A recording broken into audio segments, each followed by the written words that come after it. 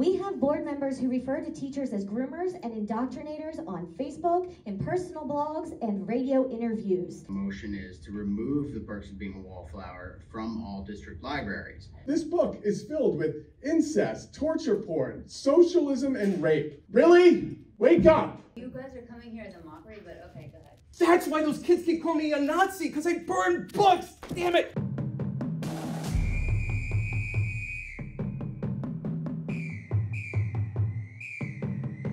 My name is Tennille DeWeese of Upper Oxford Township, and I stand before you this evening to ask that everyone take a step back and really consider the impact that culture wars are having on our teachers and professional staff. Because without them, our education system will fold. The topic of teacher and staff retention comes up here frequently. I know our district has struggled with these losses, particularly when woodshop classes had to be limited because we couldn't get an additional certified teacher, and when our French class was taught via Teams because we couldn't get a certified teacher for that either. When an employer is on the lower end of the pay scale, it needs to have a work culture that is absolutely amazing in order to attract new employees and retain the ones it has. Good teachers are not sticking around for low pay in a toxic work environment. They will gain experience and move on to a higher paying, more friendly district. I've always found our teachers to be happy with their work environment until recently. And can we blame them? We have board members who refer to teachers as groomers and indoctrinators on Facebook, in personal blogs, and radio interviews. Yes, I'm referring to Mr. Blessington and Mrs. Kehs. I don't know about you, but if my bosses badmouthed me at every turn, I'd be looking for a new job.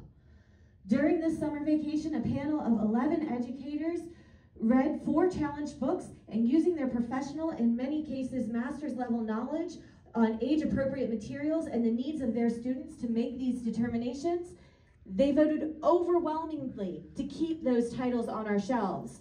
But a board of non-educators, most of whom didn't even respect our teachers and students enough to pick up the books and read them in their entirety prior to making a judgment call, chose to disregard their expertise and undermine those professional opinions in favor of protecting their personal world views. The board not only disrespected their expertise, but they wasted their hard-earned summer mental break. In that case, if the yeses are more than the nos, we move on to the next item where the motion is to remove the perks of being a wallflower from all district libraries. A motion yes to that removes the book entirely from our school district libraries. No leaves it in. Motion to move the perks of being a wallflower to the professional section in all district libraries in all forms. Motion yes to that keeps it out of the circulation of the students. This motion is to remove the perks of being a wallflower by this Stephen, I can't pronounce his last name, from all district libraries in all forms. A motion yes to remove it all is the end of this discussion. No moves on to our next bullet point. All right. Mr. Cooney. Ms. Dean. Yes. Mr. Blessington. Yes. Mr. Patterson. Yes. Ms. Kehs. Yes. Dr. Owens. No. Mr. Kloss. Absent. Mr. Tighe. No. Mr. Tenga. No. Ms. Harrison. No. No. 4-4, we have a tie. So, in the event of a tie, this motion fails. And then what do? We don't go on to the next one because this motion failed. Yeah, so now we're in a no man's land of what we're supposed to do with this book. Walter Masterson?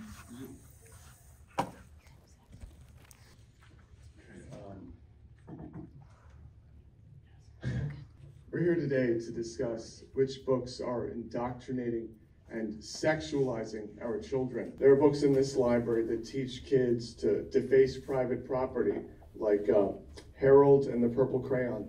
Another book is Giraffes Can't Dance. Now ask yourself, is it true that giraffes can't dance? Or are giraffes a dog whistle for white guys? The other day, I caught my son reading a book that is basically pornography. You know where he got it?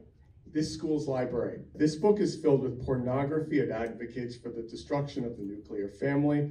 Let me read you some passages, and you tell me if this is a book you want your children to read. He shall lie all night between my breasts, His left hand under my head, and his right doth embrace me. Thy young breasts are like two young roes that are twins, which feed among the lilies. Come, blow upon my garden. Thy stature is like a palm tree, and thy breasts are clusters of grapes. There's another chapter where two daughters get their father drunk so they can have sex with him. First one, then the other. They show both scenes. That sounds like one of those magazines you get at a gas station. Not great children's material. Here's my favorite one. For his daughter's hand in marriage, King Saul wanted no less than 100 Philistine foreskins.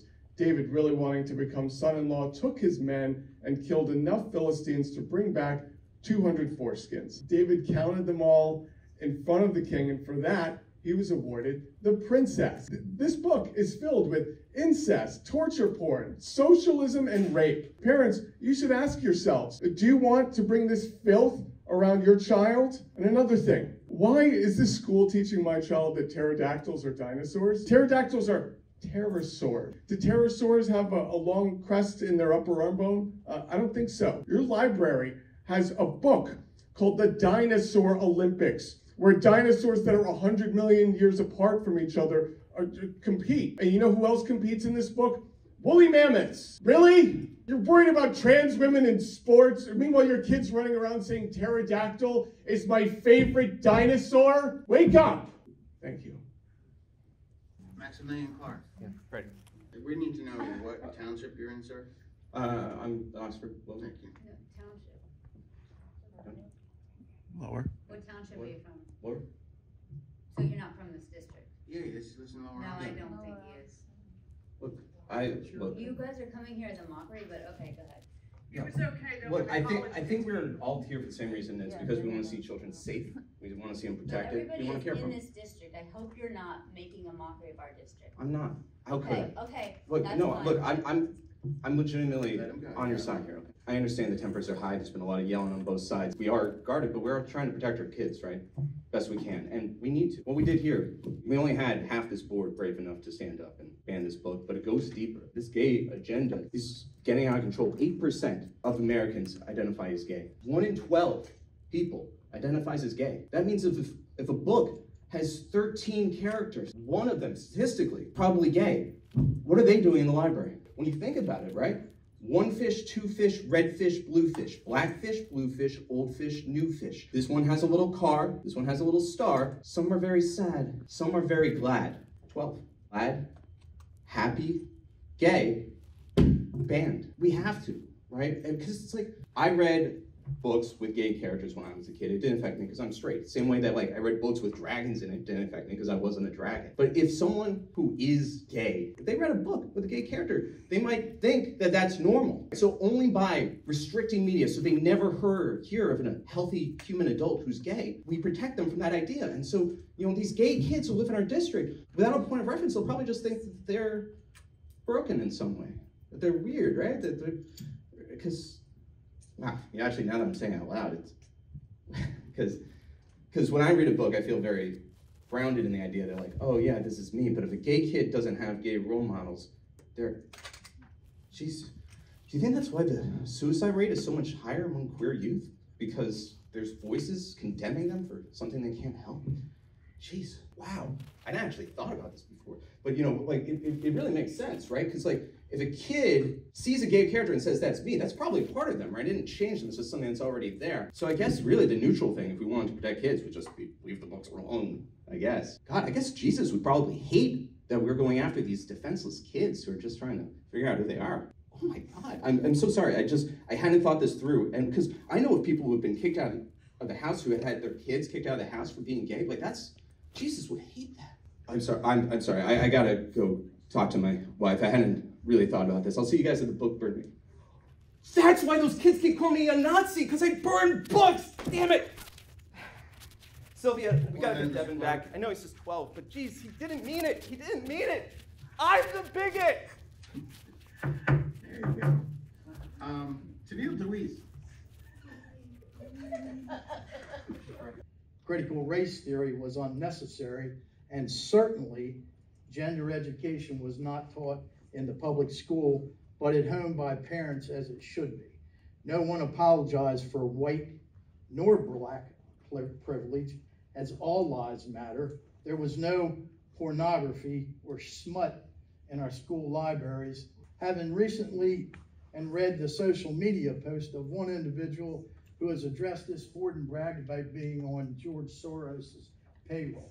Tonight I just want to talk about a little bit more about the porn in the libraries, and just a little confused why this is just such a big issue when only 5% of our population, and that's being very generous, is sexually confused. I don't know why we're making the whole 95% of the rest of the population get involved in this porn. When a man dresses up like a woman, I can't help but feel a little taken back.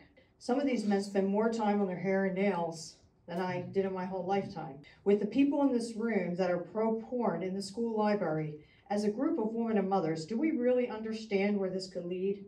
The porn in the schools will lead to men in women's sports. Hey everyone, I'm going to interject for a second here because I really don't think most people understand what's happening in our public school system right now. It's not that conservatives want critical race theory to go away. It's not that they want transgender ideology to go away. These are all manufactured. They want the end of public education. They want to dismantle public education, period. They want corporations, they want private corporations running the public school system. That's it. They want private faith-based corporations running the public school system. This is Christopher Rufo. He works for Ron DeSantis. He is the architect behind the whole critical race theory satanic panic. I remember the guy that created the CRT outrage out of thin air, Christopher Rufo. Worked for the Heritage Foundation, worked for the Manhattan Institute, and now he's down in Florida doing Ron DeSantis' bidding. And he's always been fairly transparent about how he would use things like CRT and gender theory in order to create outrage within the general public. But I just recently came across a clip where he was speaking to a group at Hillsdale College in April of 2022, and he talks a little bit more about the reasons why he's doing this. The second is to attack the credibility of institutions. This is something that I think conservatives have been rightly hesitant to do for many years. Well, we like our institutions. I think conservatives are really realizing now we like what our institutions were, we like what we imagined them to be, and now that we are seeing what they are, we don't like them as much. And so, luckily, the institutions are really doing this to themselves. You see trust in all of our institutions cratering. I think it's foolhardy to say, well, we really want to just raise that number.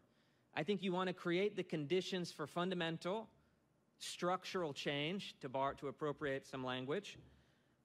For example, school choice. To get universal school choice, you really need to operate from a premise of universal public school distrust. Because in order for people to take significant action, they have to feel like they have something at stake.